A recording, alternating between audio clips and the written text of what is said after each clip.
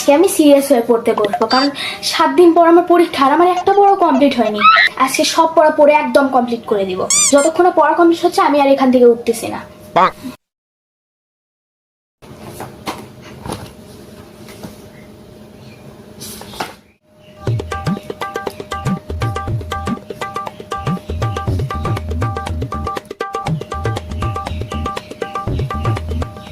পড়তে পড়তে কিছু না খেলে হয় না। দেখি কি আছে।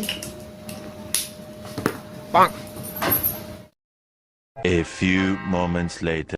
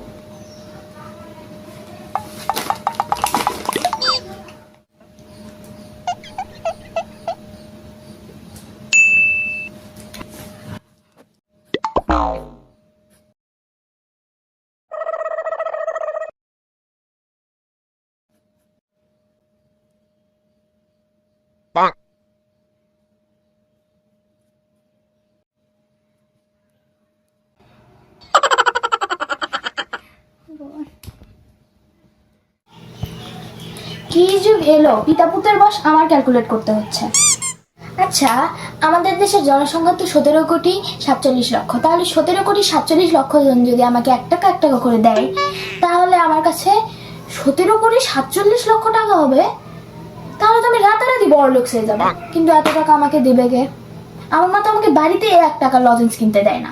আর আমি যদি সবাইকে 1 টাকা করে দিই, তাহলে সবাই বড় লোক হয়ে যাবে, কিন্তু আমি ভিখারি হয়ে যাবো। যাকে আমি এসব কি ভাবছি? Focus focus. বাহ, চমৎকার আঁচ উঠেছে তোর শোয়ের। একটু হাসলো সে, তারপর চাইলো সেই সরু ডালটার দিকে। সর্বাঙ্গ রোমাঞ্চিত হয়ে উঠলো তার। একটা হলদে পাখি এসে বসেছে। তাহলে তো বাবা নিশ্চয়ই এসেছে। আর এক মুহূর্ত দাঁড়ানো ছাদে, যদিও পা টলছিল, তবু সে প্রায় ছুটে বেরিয়ে এলো বাইরে। তারপর এ তো দেখছি পুরো গল্প শেষ না করেই পটল তুলেছে।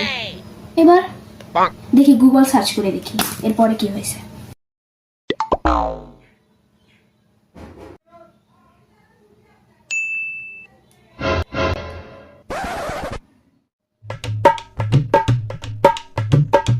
One hour later.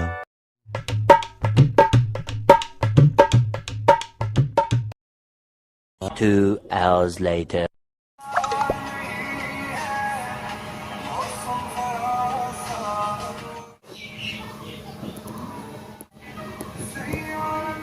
এই মুভিতে আছে নাকি যে সবাই থিয়েটারের মধ্যে গড়াগড়ি খাচ্ছে, কেউ আবার অক্সিজেন মাস্ক লাগায় থিয়েটার থেকে বাইরে যাচ্ছে? থিয়েটারে কি সবাই একসাথে ছাকা খেয়েছে নাকি?